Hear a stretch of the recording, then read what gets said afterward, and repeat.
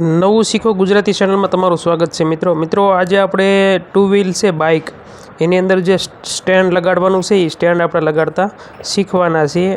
આપણે સ્ટેન્ડ 170 રૂપિયાનું લાવ્યા છીએ દુકાનેથી। તો હવે સ્ટેન્ડ કઈ રીતે આપણે ટુ વ્હીલમાં બાઇકમાં લગાડવું, આ સ્ટેન્ડ આપણે બધે લાગશે બરાબર, સાયકલ ટુ વ્હીલ બાઇક બરાબર આ રીતે।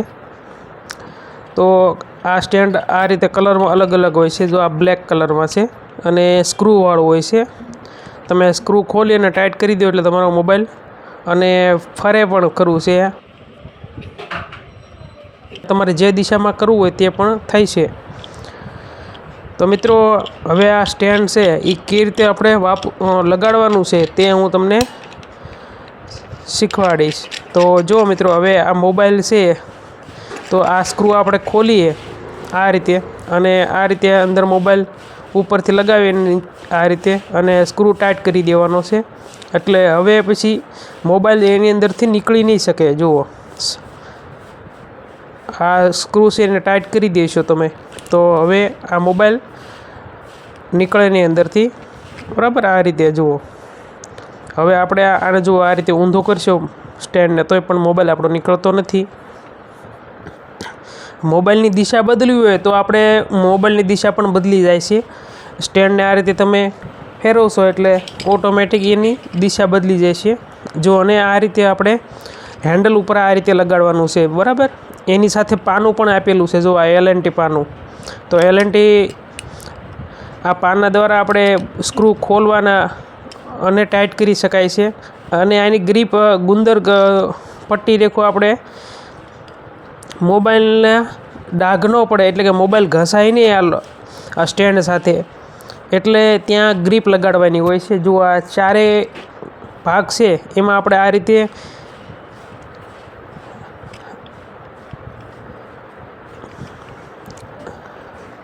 મોબાઈલમાં ડાઘ ના પડે, એટલે કે મોબાઈલ ઘસાય નહીં, તો એ માટે આ ગ્રીપ પટ્ટી લગાડી દેવાની છે,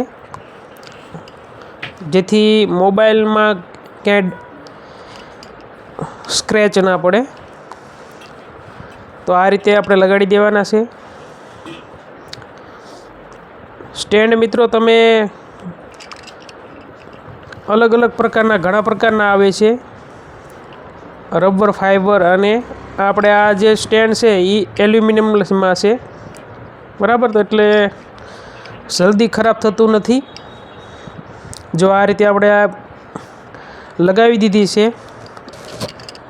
મોબાઈલ ગાર્ડને। હવે આપણે આ ટુ વ્હીલ છે, જો અહીંયા તમે હેન્ડલ ઉપર પણ લગાવી શકો એટલે મોબાઈલ ઊભો રહેશે, અને તમારે નીચે રાખવું હોય અહીંયા જો ટુ વ્હીલ ઉપર બાઇકમાં તો તમે ત્યાં પણ આપણે લગાડી શકીએ છીએ।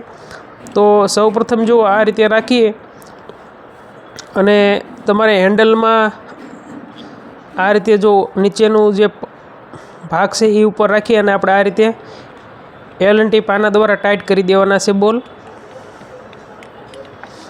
હવે આપણે સ્ક્રૂ લગાવી દઈશું। હવે આપણું હેન્ડલ જો નાનું છે તો આપણું જે સ્ટેન્ડ છે એ ફરતું રહે છે। તો આપણે શું કરશું કે ગાડીની ટ્યુબ અથવા સાયકલની ટ્યુબ હોય છે તે ટ્યુબનો કટકો લાવી અને આની વચ્ચે આપણે લગાવી દઈશું, તો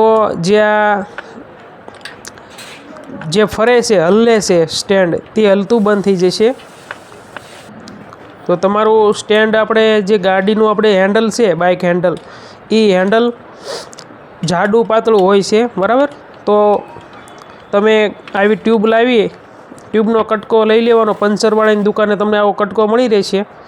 હવે એટલો આપણે કટકો થોડોક જોઈશે અને આપણે ત્યાં સ્ટેન્ડની વચ્ચે જે આપણે ભાગ હતો લગાડ્યો ત્યાં આપણે આ ટ્યુબના કટકા ત્યાં લગાડી દેવાનો છે, એટલે આપણું જે સ્ટેન્ડ છે એ કમ્પ્લીટ ફિટ થઈ જશે અને થોડુંક પણ હલશે નહીં બરાબર। આ રીતે જો હવે આપણે આની અંદર થોડો આ ટ્યુબનો કટકો છે એ આપણે ફસાવી દઈશું, પછી આપણે LNT પાછું થોડાક બોલ ઢીલા કરી દેવાના છે, અને પછી આપણે આ ટ્યુબનો કટકો લગાવીએ અને પછી આપણે પાછા ટાઈટ કરી દેવાના છે, એટલે આ સ્ટેન્ડ હલશે નહીં।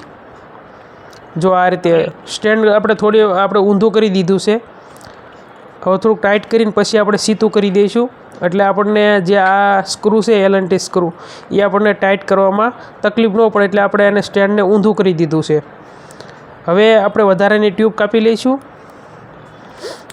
હવે આપણે એલએનટી સ્ક્રૂને ટાઈટ કરી દઈશું. જો આ રીતે હવે આપણે સ્ટેન્ડને ઉપર લઈ લીધું છે અને હવે ઉપર પણ એક કટકો મૂકી દઈશું આ ટ્યુબનો. મિત્રો, નવું શીખો ગુજરાતી ચેનલને સબસ્ક્રાઈબ કરી દેજો. જો આ રીતે હવે આપણે બોલ્ટને ટાઈટ કરીશું. આપણે જો આ રીતે આ એલએનટી પાનું છે એ સાથે જ આવે છે બોક્સમાં, એટલે એને આપણે સાચવી રાખવાનું છે. કારણ કે આપણે જો ઘણીવાર આ સ્ટેન્ડ ખોલવાનું થાય તો એલએનટી પાનુંથી જ ખુલશે, આ પાના દ્વારા જ. તે આજે તમને જે પટ્ટી દેખાય તે દ્વારા. જો હવે આપણે સ્ટેન્ડ આપણે જેટલું ટાઈટ કરવાનું છે અને જ્યાં લગાડવાનું છે આપણે ત્યાં રાખી અને હવે આપણે ટાઈટ કરી દઈએ.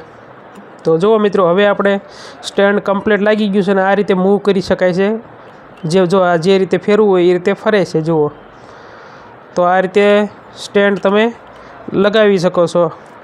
તો સ્ટેન્ડ તમને લગાવવું હોય તો તમે સરળતાથી તમે લગાવી શકો છો આ રીતે. અને હલતું હોય તો તમે આવી ટ્યુબનો કટકો લઈ અને ઉપર નીચે આ રીતે મૂકી અને ફરીવાર તે એલએનટી પાનું ટાઈટ કરી દેશો એટલે આવું થઈ જશે.